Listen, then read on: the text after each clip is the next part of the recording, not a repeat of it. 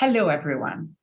I'm Giulia Corinaldi. I'm the Director of Inclusive Economy at the Thomson Reuters Foundation, and I'm delighted to welcome you and these formidable speakers to Trust Conference Insight session, leveraging ESG momentum for social good.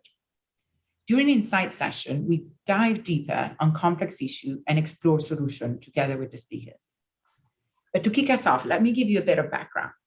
At Thomson Reuters Foundation, after years of working on forced labor, we decided to tackle more structurally the root cause of exploitation and inequality.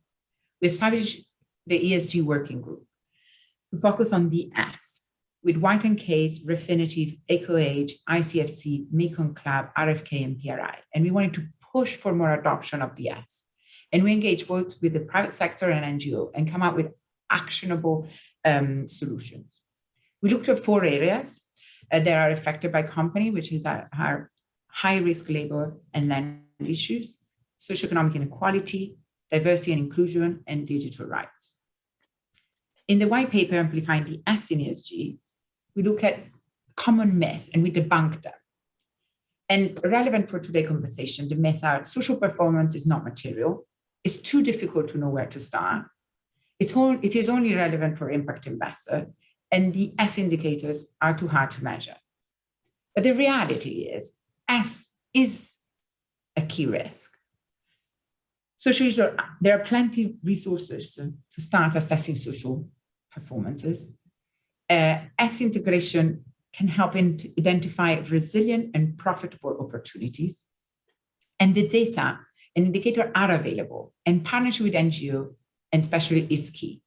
There are resources like Wikirate, World Benchmarking Alliance, Impact Management Project, Share Action, and Just Capital, to mention a few, that can be used to look at relevant data. We also created a short video explainer to help us frame the conversation. So let's have a look. Ethical investing, which weighs up a company's commitment to environmental, social, and governance issues, or ESG, has become one of the fastest growing areas of finance. It covers a range of issues, from the diversity of a workplace to its carbon emissions. Until now, companies have largely focused on the E because of the long-term risks posed by climate change. But analysts say this is starting to change, with a greater emphasis being placed on the S. There are a few different ways you could define the S in ESG, but broadly, it looks at the way a company directly affects communities or people's rights. It could be privacy, freedom of association, freedom of expression, access to water, nutrition, labor rights, but it's a threshold. When you hit the level that it undermines people's basic dignity and equality, that's when we've got a problem. That's when companies need to be taking action. That's what we want to know about in the S in ESG. So does focusing on social issues make financial sense? The simple answer is yes.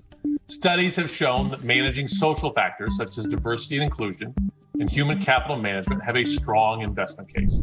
The market tends to reward companies that minimize their risk, as opposed to a firm that might use controversial products or an exploited labor force, which could end up hurting profits and increasing volatility. Some companies have been able to hide behind positive public declarations about how they value their employees, their suppliers, and their communities. But statements like these are now being put to the test. Nearly all stock exchanges around the world, and many regulators, now expect companies to report on at least some aspects of the S in the ESG. Sometimes they focus on single issues, some embrace certain international instruments, and others actually have a more holistic view. There's a space for standard criteria that will really be just about weeding out bad actors.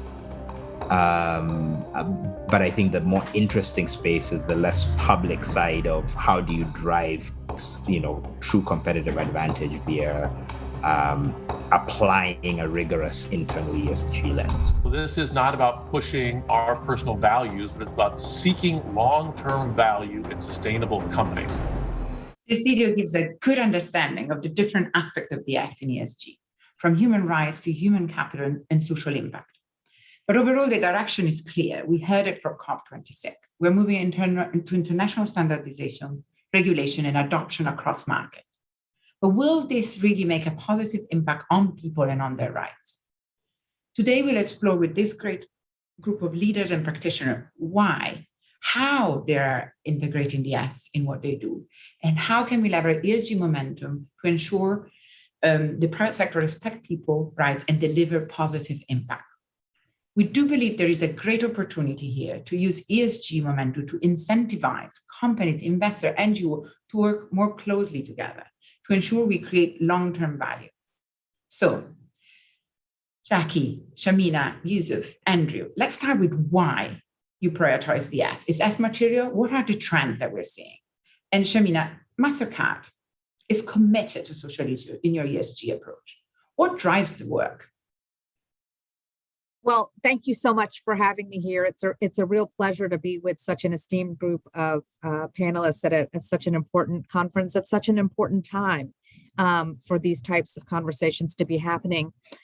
You know, I think the video showed and the white paper has shown that there are real ways to measure S. I think at Mastercard, you know, we're focused a little bit on the measuring the S that currently exists, but our purpose in doing it is, I think, fundamental to the approach that I hope all companies will take, which is to build an inclusive society, to build a place where doing well and doing good are not mutually exclusive. And that's the position we take, those are the programs we make here at Mastercard. So for us, our approach to the S and ESG is to lead on issues that we know are most important to our stakeholders.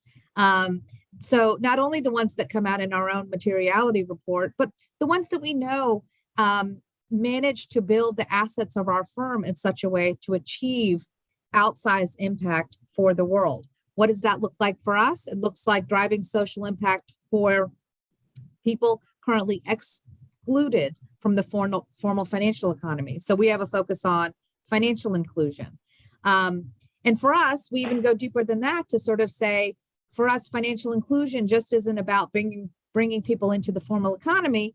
It's also about leveling the playing field for smallholder farmers. It's about digitizing wages for garment workers and supporting micro and small businesses. It's about thinking about our use of data and creating data responsibility principles, not only as a business imperative, but as a moral imperative. So I guess, you know, fundamentally, this has to be about something more than philanthropic investment. The S for us has to be about leveraging the assets of Mastercard in a way that proactively achieves social impact for everyone everywhere. Thank you, Shamina. And building on Shamina's point, Jackie, the clients you advise are some of the biggest corporates and investment funds in the world. What are the trends you're seeing in light of regulatory framework around ESG reporting and human rights due diligence? What is happening out there? Okay, thanks, Giulia. And again, thank you for inviting me to speak here. I think this is a fascinating area, and it's an area where we're seeing such change that it's great that we're focused on it today. And I'm very interested by Shamina's points because they really play into what's happening in the regulatory landscape. Now, for me, there are three key trends, and these are particularly relevant when we're looking at the S in ESG. I would say the first trend is that soft law, voluntary principles, frameworks, that is changing. That is changing into hard law and measures with teeth. And you see that in the radical change, I think, in corporate governance. So you had the orthodox accepted model of companies accountable to shareholders primarily for profitability. And then, as Shamina mentioned, you know, additionally, in this kind of mushy area of corporate purpose, there was corporate philanthropy, and that evolved into social responsibility. But now the evolution in the 21st century is that ESG is mainstream and it's a legal responsibility for companies.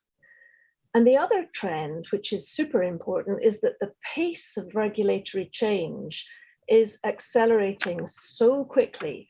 If anyone here is interested in looking at the report that was mentioned in the video, Amplifying the S in ESG, you will see if you delve into the annex that my colleagues in White and Case looked at the legislative and the regulatory, that's like stock exchange frameworks, which governs ESG disclosure, particularly the S, the social disclosure.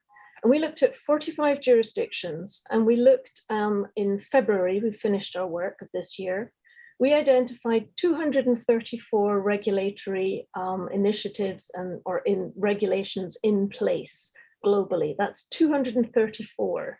Of those, 114 were adopted in the last 5 years, and 50 of those were adopted in the last 2 years. And since February, there's been further change. So there's this huge shift globally in the degree of disclosure that's required. And these non-financial reporting requirements are legally mandated in many jurisdictions. The EU, for example, I'm sitting in Brussels. The EU has proposed a very specific corporate sustainability reporting directive to try and put in place a global standard of sustainability reporting. Now, these requirements they're very focused on the large publicly listed companies, but also they have a wider scope.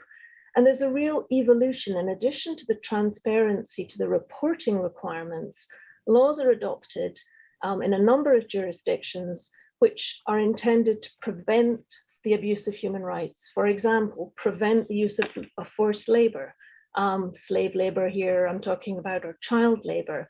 And companies have been required to engage in and look at their own practices and look into their supply chains and make reports. And the US and some other jurisdictions have introduced import bans on products which are made with forced labor. That has teeth. And some jurisdictions now have legal regimes where targeted economic sanctions can be put in place where there are human rights abuses. So there's a big change. And this due diligence requirement that started with forced labor, that is really gaining velocity. So the EU, for example, is looking at having an EU-wide mandatory law requiring due diligence in the area of environmental and social or human rights obligations. And this would be something that would have to be conducted throughout the supply chain. Now, the EU is not the first. France has had a law in place since 2017, and Germany's adopted a law which is already in place, but going into force in 2023, I think. But the new regime that the EU is looking at, it picks up a number of features that are in the French and the German laws. It will unashamedly, the EU aim is to create, again, global standards here, a level playing field in the EU, but a global standard for everywhere. And so this legislation is super important because it's not just that it would impose penalties in terms of fines for non-compliance. Well, okay, companies, they can assess what a fine might mean. Maybe it's huge, maybe it's not. The real impact of this legislation will be that it will increase the possibility of civil actions and civil liability. And that is a much more difficult element to quantify. Because if you have a law which says to a car company, for example, you're selling electronic vehicles, so you have to conduct due diligence into the practices that you engage in all your plants worldwide.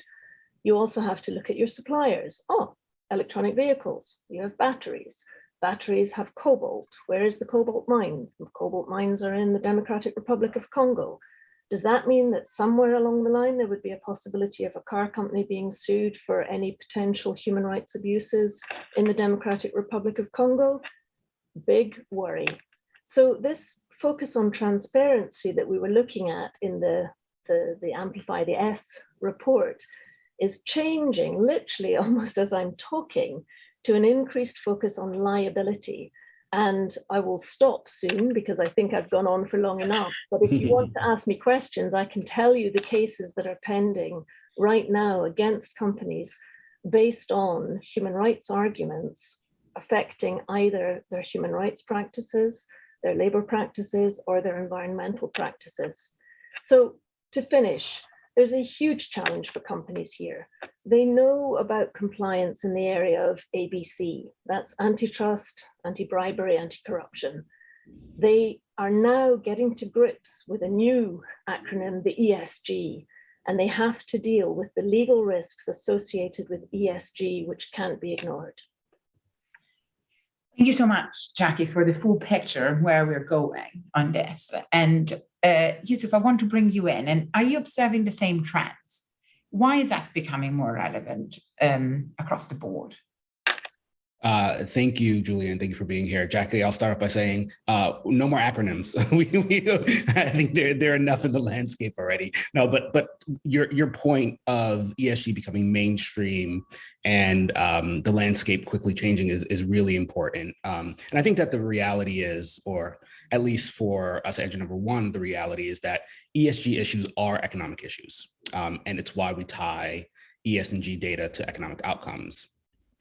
I've been at Just Capital prior to joining Engine Number One, and the S of ESG has been on an upward trajectory, really over the last decade, more so in the last 5 years, coming out of, big social movements and the COVID-19 pandemic. And companies have been, to Shamina's point, a lot more vocal about committing to this idea of stakeholder capitalism, meeting the needs of their employees, of their customers, the communities that they operate in, as well as their investors. So not just shareholder capitalism. And that commitment was really a sea change moment for the ESG movement,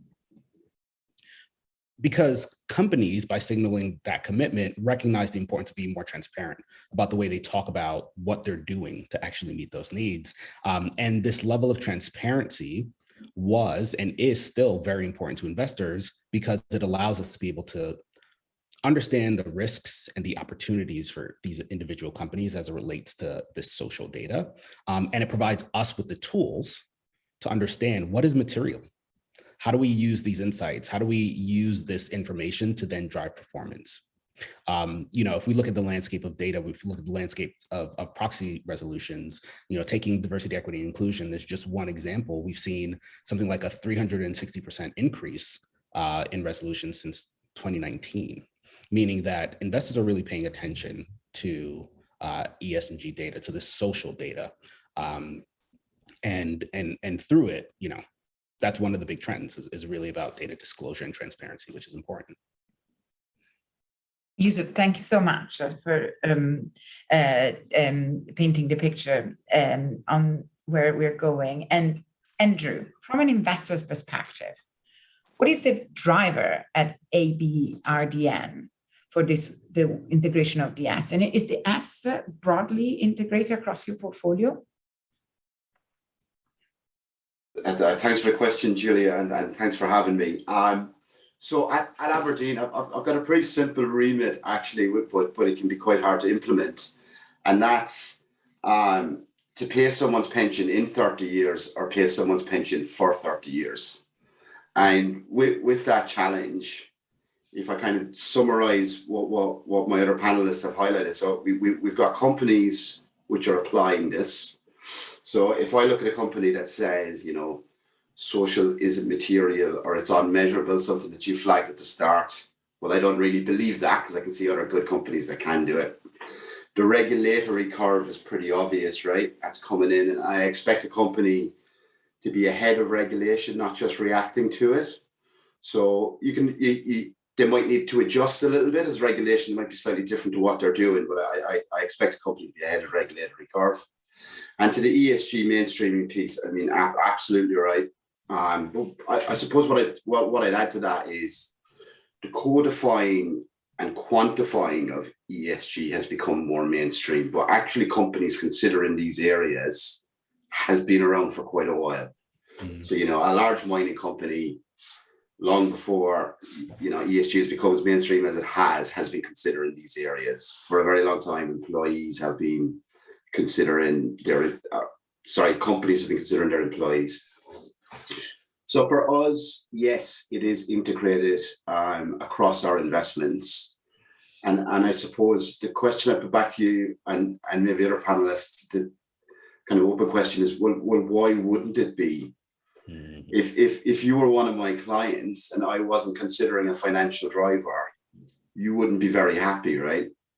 And for us, this is a financial driver. So it's considered the same way as, end of year results or 5-year forecasts that a company puts forward on their numbers. Because ultimately, in the long term, if a company says this isn't material or it's unmeasurable, then it's not going to be a great investment for us. Thank you, Andy. And Shamina, should you bring you in? And I want to move us on the how, but it's a good question. Andy said, why shouldn't it be? But I want to see how, like one of the answers that we got from the myth is too difficult to know where to start. So at Mastercard, what are you getting right? And if you can share also, what did you learn on the way? Because that's important for other companies. Yeah, I think, again, a wonderful question. And I've really enjoyed hearing from the other panelists, because I think the one thing that I sort of take away from at least the first part of this conversation is there's also a conversation that needs to be about ESG for the rest of us. So in some respects, a company like Mastercard may not necessarily be a massive carbon emitter. We may not necessarily have hundreds and thousands of people in a supply chain, because or production supply chain or mining supply chain. And so I think there's also a conversation around what I said, like there's a bunch of companies out here that are trying to figure out how to be involved in a way that makes sense, right? That makes impact, makes a difference, but also can drive the conversation. So I guess an expansive view of ESG with a specific focus on, the S that we're having a conversation, the way that we approached it, and that may be useful to others, is to, one, I referenced this before, is really connect the impact with your business purpose. For those who are just starting out on the S journey, start your philanthropy where you can meaningfully make an impact, your core business purpose. As I said before, for us, that's around financial inclusion. Another piece that we did, is really assess your partnerships, your relationships with public, private, nonprofit organizations, and evaluate which of your corporate resources can create meaningful, demonstrable impact. Before I talked about data and data responsibility principles, for us, that's a major driver of how we engage with many of our stakeholders. At the time, we recognized that to do this right and with meaningful impact, we needed to really also work with those who are closest to the problem. So having proximity to the issues, whether that is NGO partners, whether it's researchers and academics, think tanks and policymakers, really making sure that we were getting a holistic view of the issues that we were trying to focus on. It's actually one of the reasons why we created the Mastercard Center for Inclusive Growth, was because we wanted to have our board at Mastercard said, we want to make sure that we're having absolute impact, but a continued focus and prioritization of the issues around inclusive economic growth, because ultimately Mastercard is a technology company in the payment space that really does depend on ensuring that a supported, a robust middle class around the world has an ability to engage in the formal economy. So we have really focused our efforts at the center on those types of issues, using those types of tools and solutions. But I don't want to skip the part about the ESG, because I do think Jackie and others have really pointed out that this is a legal, there are legal regulatory requirements around this that all of us have to absolutely pay attention to. So I would sort of say another lesson is comply, absolutely, measure and incentivize, but don't get lost in the weeds. Ultimately, your legal team is your best friend. And so making sure that you are in constant contact with your legal team and with subject matter experts on sort of, what are the reporting requirements? What are the investor requirements? What are the rules of the road, so that you are absolutely working in close concert with the team. And also recognizing that transparent, consistent, and clear reporting is important. So as you're building out these programs, I think one of the lessons that we have learned that I hope that others can take away is, when you're making commitments, like for us, bring 1 billion people into the formal economy, ensure $500 million for racial equity for our In Solidarity program, bringing in 25 million women-owned or women-led small businesses into the formal economy. Make sure you're building in the measurements and the impact requirements, so that when you do go to report these numbers, you have a way to back them up. So I think that's another piece, is don't forget the process of how this all works. And I guess the other piece is don't obsess about acing the ratings test either. I think, as Andy has been saying, it may not necessarily be that you have to get the A+ or get everything 100% correct your first time around. But I think the point is, at least on the investor side, what they may be looking for are things that they can use as a company to compare you with other investments that they may have. And so that may be making sure that you have aced all the ratings tests, but it also may be ensuring that your business strategy and your ESG strategy are aligned. That's a really important part of the conversation, I think, too. And I guess the last lesson I would just share is that your company culture can influence your DEI strategy and lead to better business. And so I think here at Mastercard, again, we're doing it by the numbers because you have to do this by the numbers. But in the end, this is about making sure that your diversity and equity and inclusion are about bringing the people together in your culture space to increase innovation, increase your competitive advantage as a company. Because what we all know is that people with different backgrounds coming out of different experiences provide the competitive advantage for Mastercard to maintain an innovation mindset. And so for us, connecting DEI to the purpose and the core business strategy of the company is really important, and creating a culture around it. So again, at Mastercard, we sort of say, look, we're going to get smart people here. You got to have your IQ. You want to be able to have people that can engage with other people. So you have to have your emotional abilities, your EQ. But I think the thing that I would also encourage folks listening and building out their strategies is to think about your decency quotient, making sure that you're creating a culture where people treat each other fairly and with a sense of decency and with a sense of purpose. And I think all of those things may or may not necessarily be able to be quantified or audited, but those are the things that will create the differentiation for companies trying to get this right. Shamina, thank you. And you mentioned it's important to get metrics, indicators that investor can compare to other investment they're making, which is an excellent point. But as we investigate in our paper, is one of the big pushback. It's that it's hard to measure for investors because there's not comparable data. It's difficult to assess. But Andrew, in the past, I know that you've used the investment as a tool to implement change. But tell us a bit more about lesson learned and other concrete way to mitigate risk, assess social issue, and deliver change across your portfolio.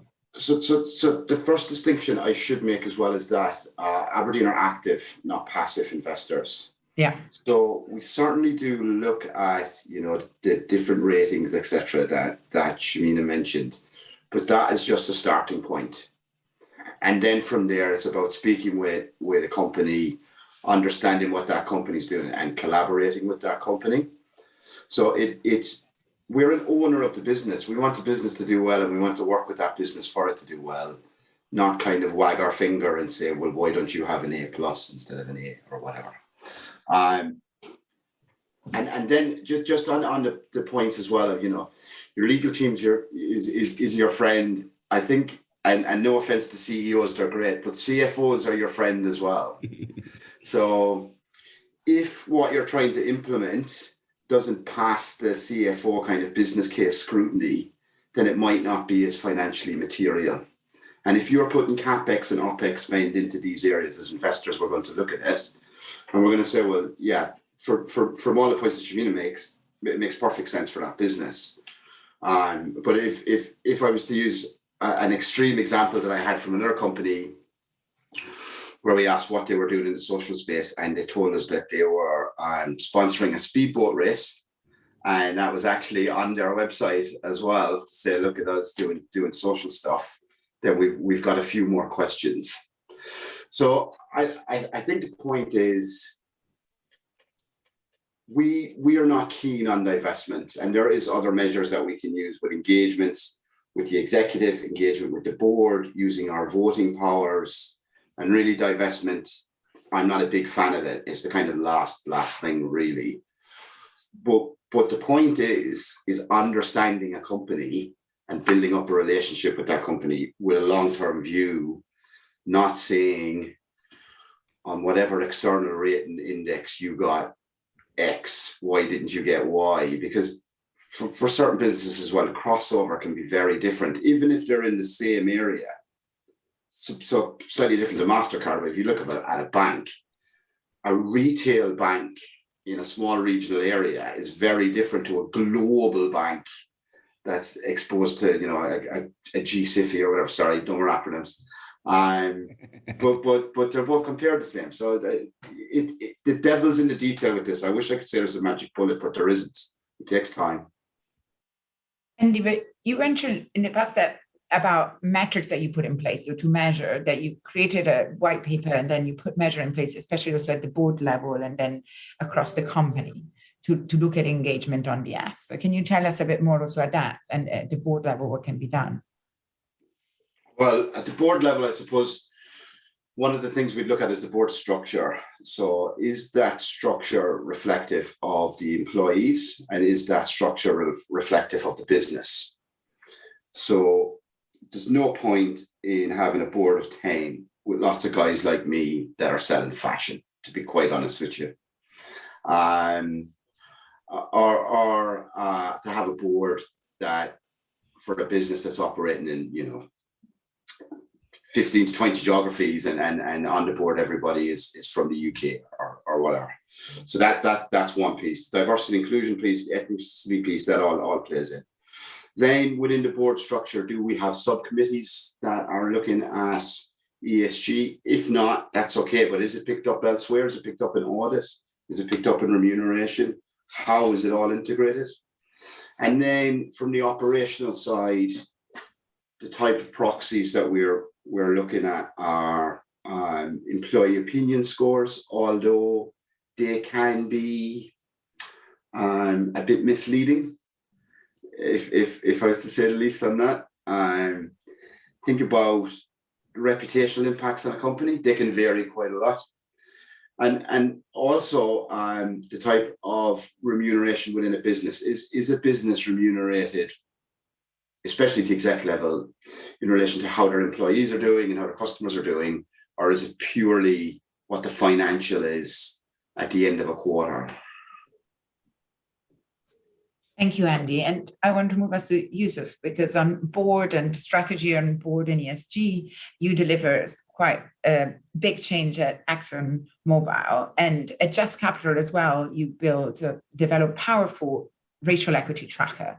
So can you tell us a bit more about the tracker, and has it moved the needle on boards and in companies? Or Absolutely. So I'll start with, just a bit of background. As I mentioned, I've been at Just Capital for 6 years prior to me joining Engine Number One, which I joined just a month and a half ago. But during my time at Just Capital, I spent a lot of time looking at ESG data, primarily the ES, because the focus was creating material data, or understanding material data based upon the voice of the American public. So that leaned a lot towards the S in ESG.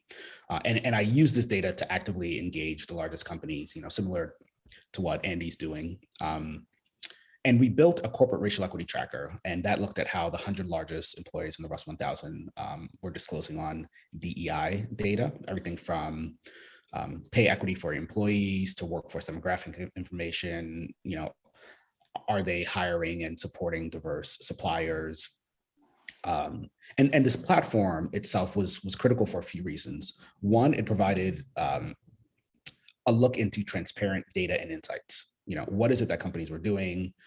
What is the percentage that the largest companies in America were actually doing on some of these issues?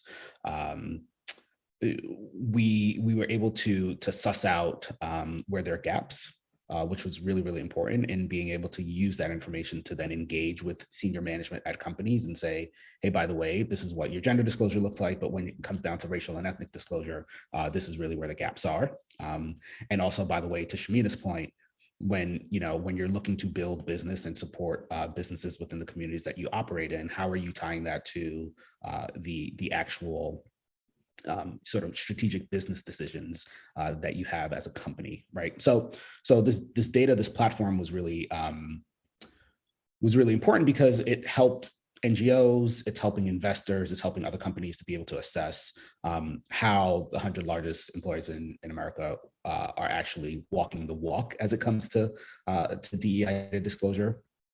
And these tools, if used in partnership with shareholder engagement, actually really do move the needle. So to the other panelists' points, data and transparency is key and is really important in driving the S home and actually moving the needle on these issues. And I think the reality is there is a lot of data out there, but there's not a lot of public data out there. And so the goal is that we work to encourage companies to publish more, to be more transparent about data and disclosing on things that are really material.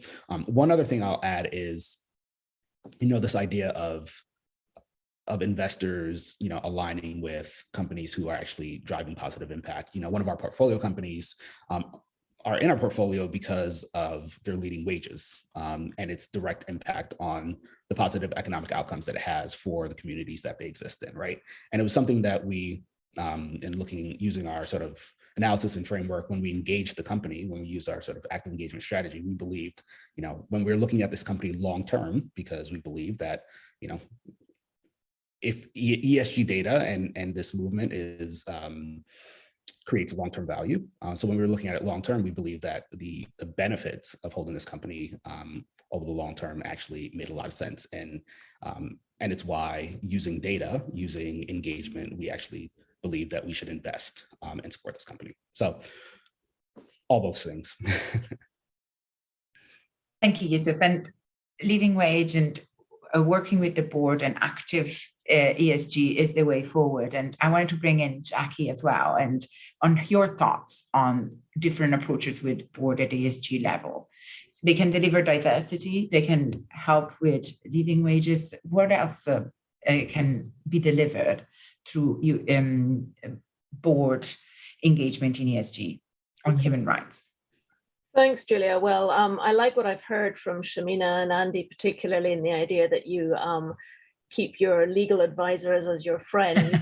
And I think that legal advisors, particularly those in companies, should also see the board as their friends. I think that there's a real value and a long-term value, as Yusuf has emphasized, in having the two work together. And that can be a challenge. But what I would say from my advisory role and my observations would be that, yes, a board has a very key function. The board should challenge the company. The board should provoke management on corporate strategy.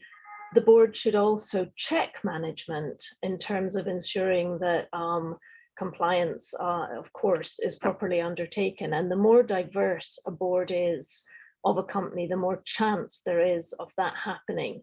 I advise one company, and interestingly, just an aside in a sense, but the CEO is female, the general counsel is female, the C-suite, there's 2 out of 7 of the senior vice presidents are female, there's 5 women directors out of 9, and the company's just delivered the third in a row of 3 highest quarterly adjusted earnings per share performance in history.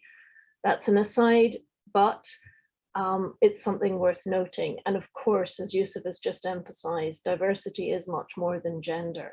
But I think companies should first look at their own board composition and make sure they have that diversity. I do also think, picking up on Andy's point, that it is an interesting issue, at least to look at internally, as to whether you want to have a specific sustainability or ESG subcommittee of the board. I think that can be valuable because I think you can have some more expertise at that level. And I think there's less likelihood of conflicting priorities coming in and issues not being given the attention that they deserve when they're ESG issues, but they're being dealt with as a risk management or as an audit commission, an audit committee responsibility. So I do think that that it's definitely worth companies having a look at whether in their particular circumstances a specialized committee might be of value. And I think that the last point I would make here is that I do think that the speed of change, the importance of this issue means boards should not sideline ESG issues. They should make sure that they are all board members sufficiently up to speed on these issues. So there may be a need for additional focus, additional training, goodness knows what, or and maybe this is dear to the heart of engine number one, there may be a need for the board composition to reflect different people who have more ESG related slants, let me put it that way. And Jackie, would you agree that one of the expertise that is important is also on human rights in the board to address some of the issues?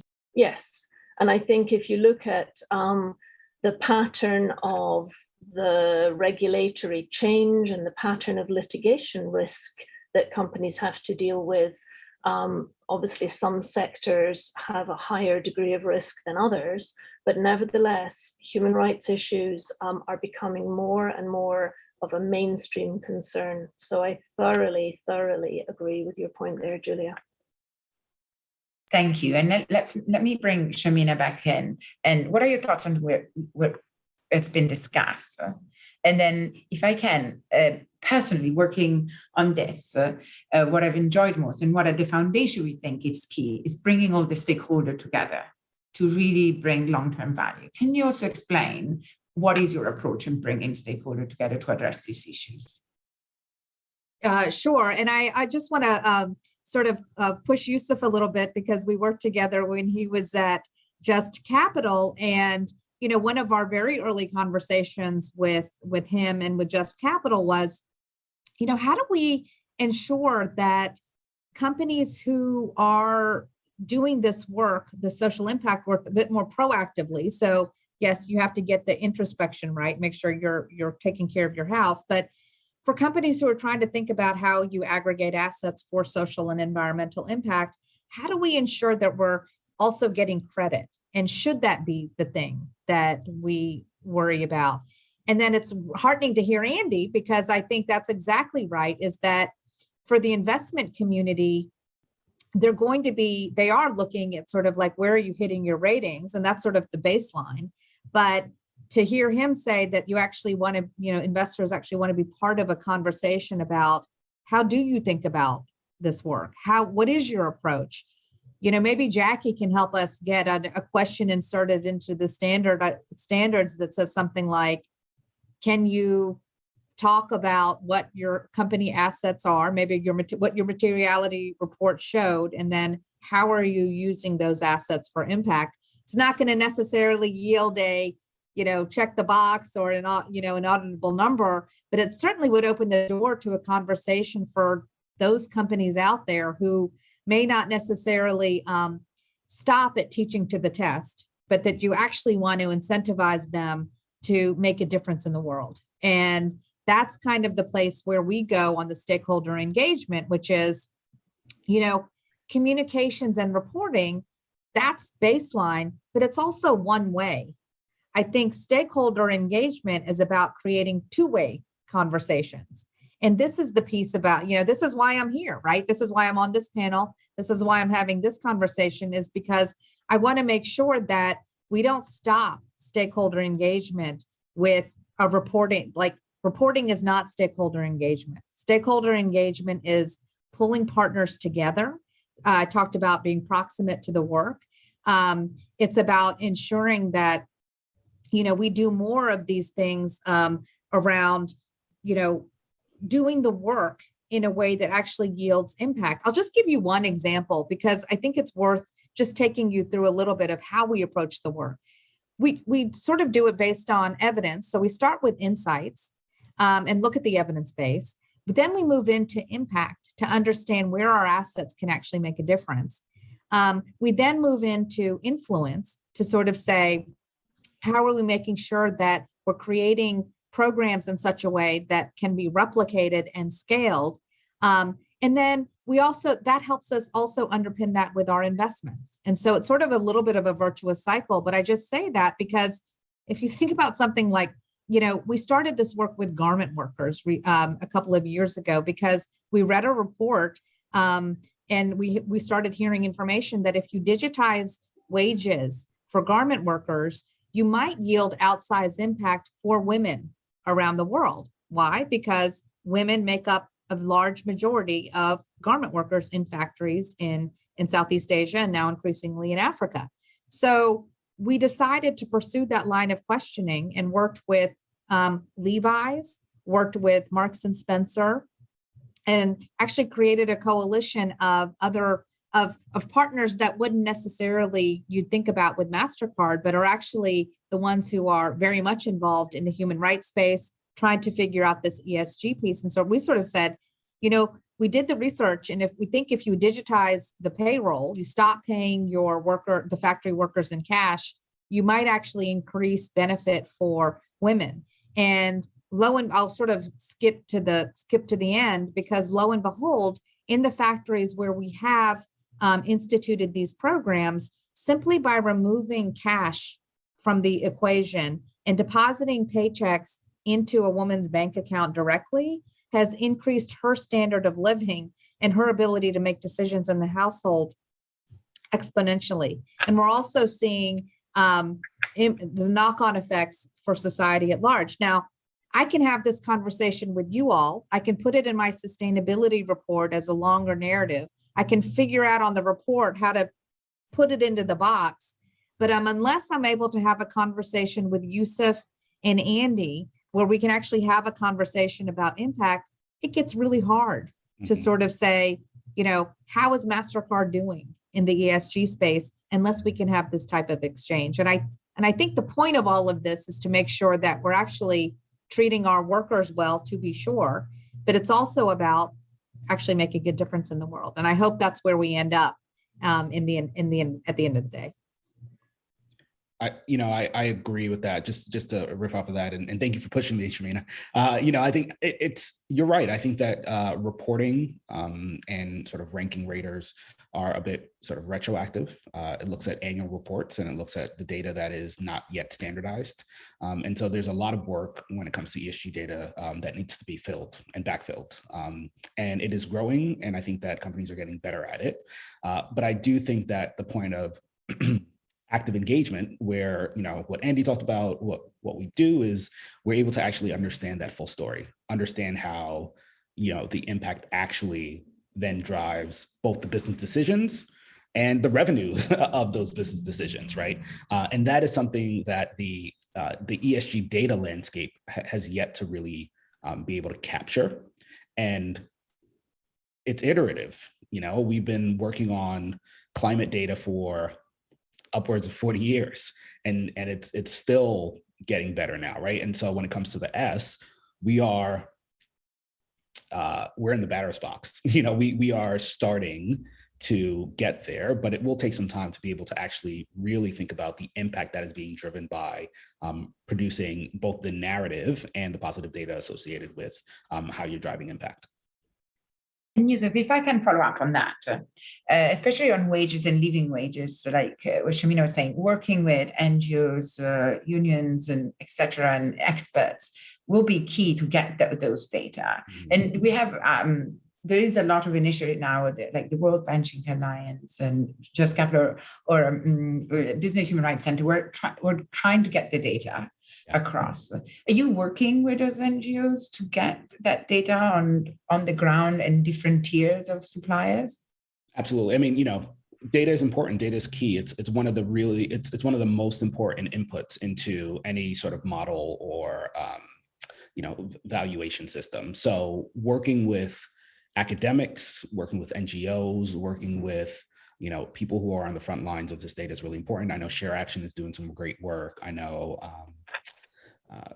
there's organizations out of MIT, Amy Glassmeyer, who's doing some really great work on living wages. So there are people doing it. The real question is, how are we doing this at scale? How do we measure it for companies across different industries? And a lot of the conversation oftentimes with ESG data, at least in my space, remains tied to US companies, right? You know, when we are looking at ESG data, we have to be thinking about the global landscape. And when we're thinking about wages or ethnicity, it ranges as you get out of the US, as some of my colleagues here know. So yes to working with all of these organizations, but more so there's a lot of work that needs to still be done on scaling that. And on this point of scale, can I bring you, Andy? You were talking, so come in. Go. Great, thanks. Yeah, I was if that's okay, Giulia. Just some interesting points there on data, scale, environment, and I just want to bring in the nuance as well and why it's important to speak with companies. And if I use a real world example, so diversity and inclusion came up, and about 2 years ago and tailing off last year as well, we got a lot of votes to vote for boards to disclose their equal employment opportunity data, which is something that I was pushing for a public statement from Aberdeen to ask for US companies as well. And I know that it's a trend now and most companies do it. Well, at the time, it seemed like a no-brainer to vote for this, right? But then when we spoke with the companies, it became clear that the wording of that resolution meant it wasn't limited to the US. And to give the same disclosure in France would be illegal. So as a result, we had to vote against that resolution, even though we're in favor of it. So this is the kind of data point, how it gets nuanced. And then the other piece, if we think of climate, what becomes difficult in the social space is it's difficult to aggregate it up. So you can't, a greenhouse gas emission is a greenhouse gas emission no matter where you are globally, whereas social impact is going to vary. I mean, Mastercard's footprint and the different people that it touches, it's very different issues in different places. So how do you measure that? That diversity and inclusion piece and EEO-1 data. So practically, we couldn't do that because you can't do it globally. You can only do it in the US. So on D&I, our approach is to go by geography. For social data, you also need to think about by geography. So it makes it that little bit trickier. And it's trickier, but it's doable, right? And 100% doable. So we've off the back of that vote in the US, we've put in policies which are focused in the different geographies. So we've managed to do it. Thank you. And Jackie, do you want to come in on this idea also on what is commented and also on this idea of working with the data of NGO and how do we scale this? Because this point of scale is fundamental. And I think the point of geography is fundamental to really try to understand all the different issues across geography and culture, etc. No, I think you've put your finger on it. And in fact, Jeffrey Sachs was talking at Trust Conference earlier and he talked about this. I think there's no substitute for discussion.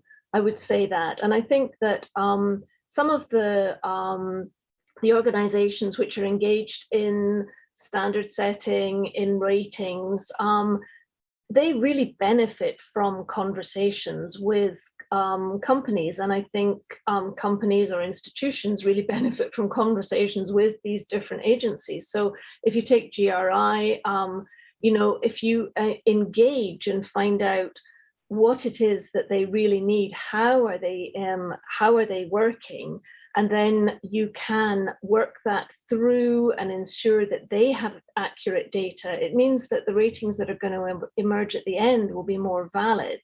And I think that has been an issue because a number of companies, particularly in the S space, have really not engaged to date because perhaps it hasn't been seen as front of mind and had the necessary importance to justify the time.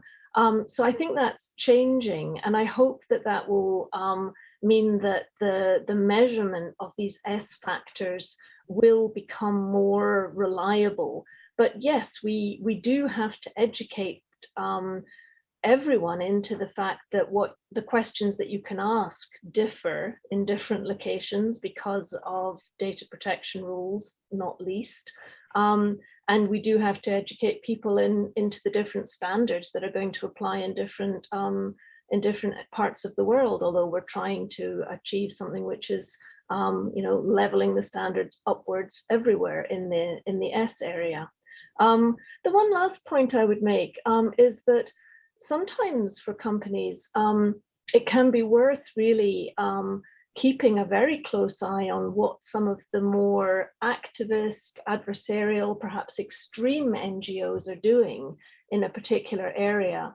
Because within a company, and I think, Shamina, this touches on what you were saying, you may have to build up a risk-based business case for why you want to make change, particularly if it's in a further away jurisdiction. But if you have an NGO which is really quite reliably but following a very specific area, I don't know, I'm thinking labor rights in some particular Southeast Asian country, for example, you can found on that. And perhaps because the world is kind of radically transparent now, a company is not insulated from what happens in a far off place because the internet exists and NGOs are effective in using messaging, and important people like journalists are there to pick up on stories and transmit them. So I think that, again, companies engaging with NGOs in different areas can be really very valuable for them in this S space.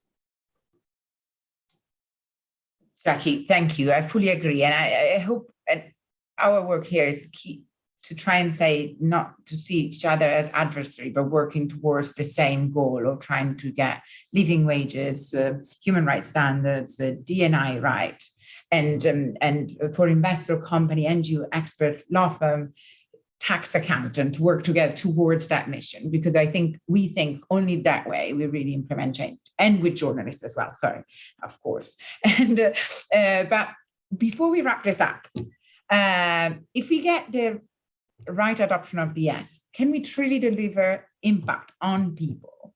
And please, can you share, each of you, one do and one don't on the integration of the S in ESG? And Jackie, let's start with you. Okay, well, I'm the lawyer here, so what am I going to say? First of all, I'm going to start with the don't. Don't be afraid of regulation. I do think you should embrace that. You should view the wider trends which require you to look at the S, look at human rights impacts, look at D&I, look at the social impact of what you do as a company, and see that as an opportunity to go further than the law requires and create what we all know is the long-term value and success that businesses are looking for. Thank you. You want to and Yusuf, that's my do. Okay, perfect. And Yusuf, do you want to come in with your do and don't? Sure. Yeah. Staying on trend with Jackie. Don't be afraid of investor engagement. We think it's important. We think it's collaborative. As you've heard here from Andy, from others, it is important in actually being able to fully understand the story of what a company is doing. And my do is for companies to be transparent, to disclose publicly on data that is material, and that you can legally do so. As I hear Jackie in my voice, data that impacts your employees, your customers, and communities. Thank you, Yusuf. And Shamina, what is your do and don't? Just very quickly, I would say do the work with integrity, make lives better for people and the planet. Don't lose yourself in the weeds, and don't try to make be top of class for your ratings if that makes your social impact suffer. Thank you so much, Shamina. And Andrew, what are your do's and don'ts? I think this is getting a bit repetitive. I'm quite similar to everyone else. So I'd say do consider your sphere of influence, what's financially material to your business, and how you integrate that social element into your business strategy. And don't see this as separate to your business and just something for regulators, NGOs, and other interested actors. Thank you. And this is the perfect ending for the foundation. Like, work together is the key, and listen to the NGO and the actors on the ground. It's great. And I just wanted to say also to each of you, thank you so much. As Shamina pointed, to be truthful in the conversation and be honest and brought all your different perspectives, because this is what we want. And to everyone who tuned in, thank you. Thank you for joining us. And see you in the networking space, and join us at 5:15 for the business case for inclusive economies that is going on later. Again, Shamina, Yusuf, Jackie, Andy, thank you very much, and hope to talk to you soon again.